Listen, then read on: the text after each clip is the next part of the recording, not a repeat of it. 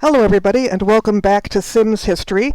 I'm Pamela McVeigh, and I'm putting this together at Ursuline College. As always, the opinions expressed here are not those of Ursuline College or its administration. And this is a new introduction to a video that I've already put up, the St.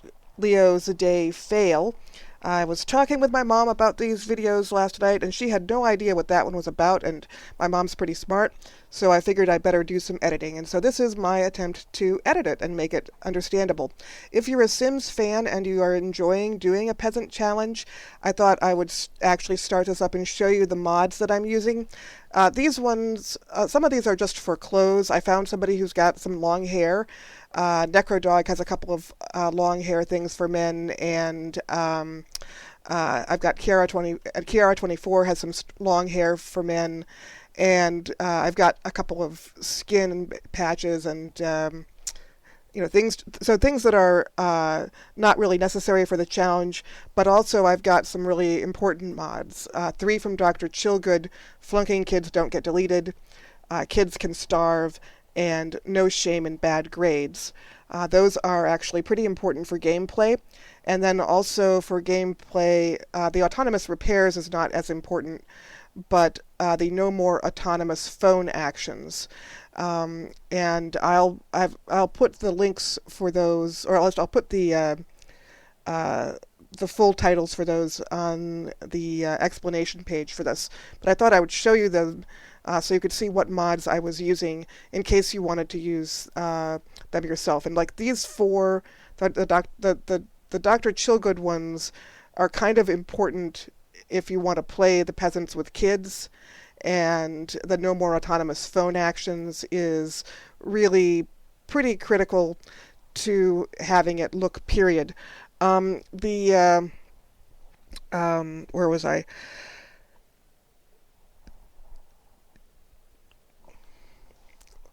Well, those are the mods that I'm using. And let's go in here, and I'll just talk a little bit about St. Leo while we're doing this. So I had the St. Leo simulation running, and we were, what that was that I had my peasants go through a number of iterations, a number of repetitions of days of really hard work, right? And peasants had regular feast days where they would go in and enjoy themselves.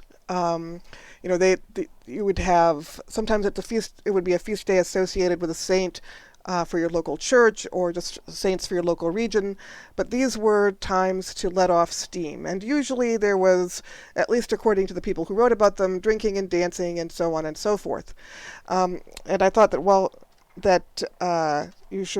I thought you might be interested in seeing those, and I wanted to see how important they were to, I wanted to see how important those feast days were to regular people, or at least to see how important they were to the Sims. And so the first time I put together that challenge, I had my computer crash in the middle of it, just as I brought all the Sims over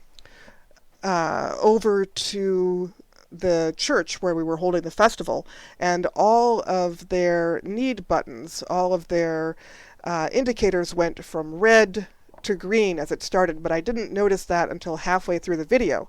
And so all of my commentary on that video, which I've left intact in this version of it, actually reflects me actually reflects my not understanding what was actually going on.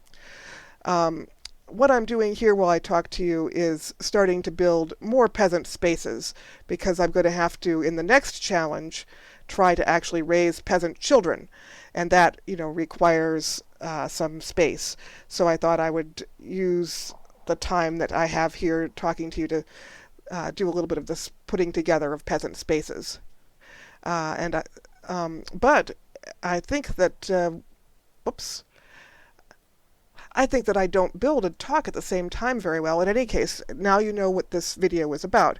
So what you've got here after me talking about this is the events of me trying to just watch the peasants interact at the at the festival. I have a second video. I have an experiment with the peasants where I took them on the feast of what I'm calling Saint Isabel, which comes up later, where I didn't have a computer crash, and you can see what would happen if you bring them to the festival and they're already unhappy when they get there, or they were unhappy when they left to get there. And that's a real experiment. That one I'm calling successful. I'm including the failed experiment in the lineup of videos, though, because if I'm going to do this and kind of treat it as a sort of semi-serious thing, if I'm going to try to do historical recreation in it and try to do some fails in it, then I should include, the information about the experiment designs that didn't work, right? That's what you would do to be objective, and so that's what I'm doing. And so with no further ado, I will send you to watch the rest of the video.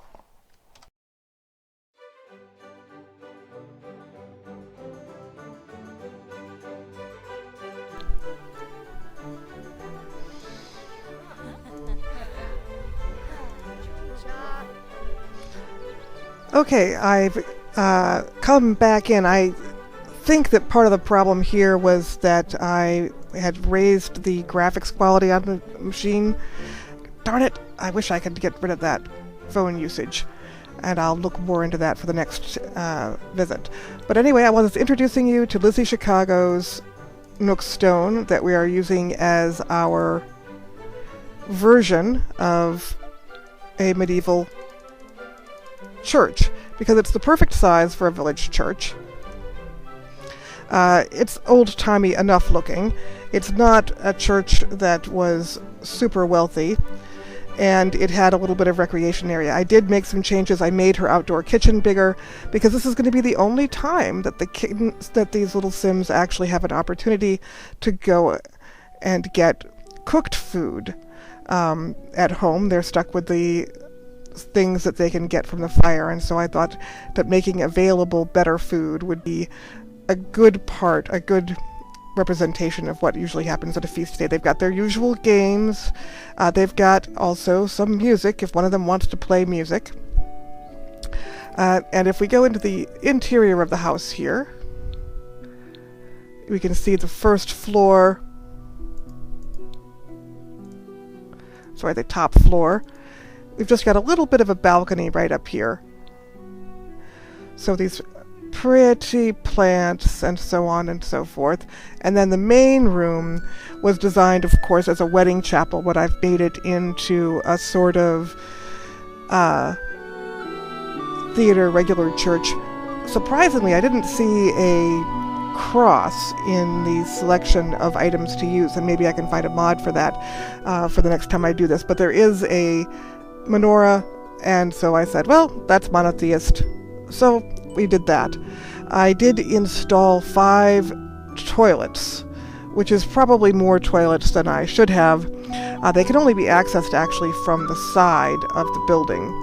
They can't get in there from the indoors. I hope they can get access from the side. Oh, no they can't. I didn't put in a door. That was cruel of me to provide them with no door to get in. We'll have to fix that.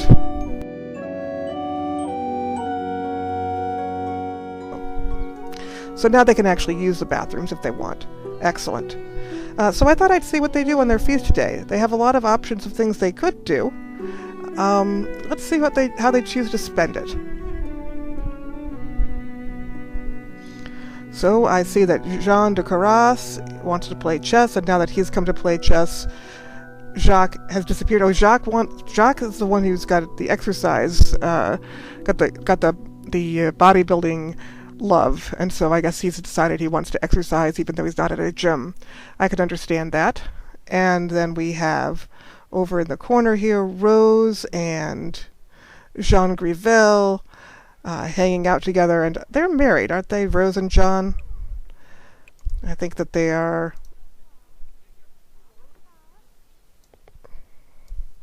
So they're taking the feast day as a chance to get to know each other. That's lovely. And let's see, who is DDA is washing things. What else is she doing?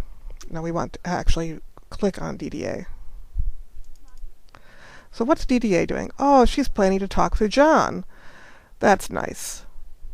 But she should try. Let's see. And then we have, oh, look at this. Jean de Carras is happy. I don't think that's happened yet. I think this is the first time I've ever seen him happy. Even though he's, wow. That's a miracle. In fact, look at this. They're all in the green. I don't think I've seen that since their very first day of being loaded up. I've never had more than just Bertrand be feeling good. Well, I'm sorry. Yeah, usually Bertrand feels pretty good, and that's about it. So this is good. This is very good. Oh, and where is Bertrand sleeping? Oh, she's napping. I didn't even know they could nap on a chair. Who knew? Who knew that that was possible? I didn't know. Well, they're all pretty tired, so I guess that's not too surprising, and it's kind of what I would expect.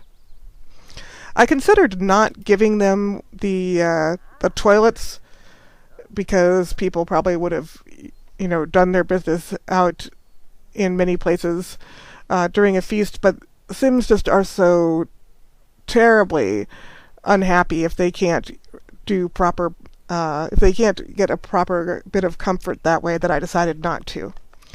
All right. So what are Jacques? So is Jacques still exercising? Oh, Jacques is cooking. Ah, does Jacques have any cooking skill, or is he just... Why, yes, he does. Yes, he does. So he might make something kind of decent. What is he making? Ah, he reached the cooking level 4. I didn't even know that he was interested. Well, I suppose they all have to be interested in cooking. And this doesn't surprise me at all, actually, now that they've got their fun up, that they've decided to start eating. Because, they've had the most boring diets imaginable for about a sim week. Oh, poor Jacques. He just does not seem to be very interested in his wife.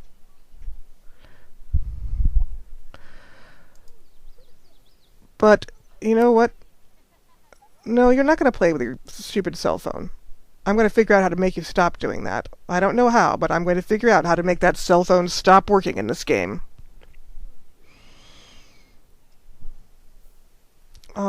And what are they? BLT? What are they going to eat here? He's eating another BLT.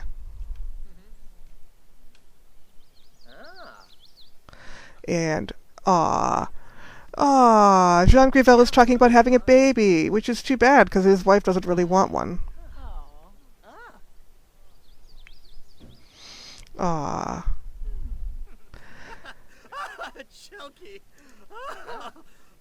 Oh, Maragil is not talking to Jacques. Who?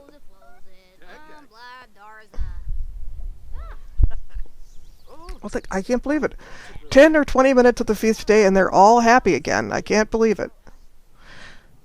Who knew? Who knew that 20 minutes of just hanging out...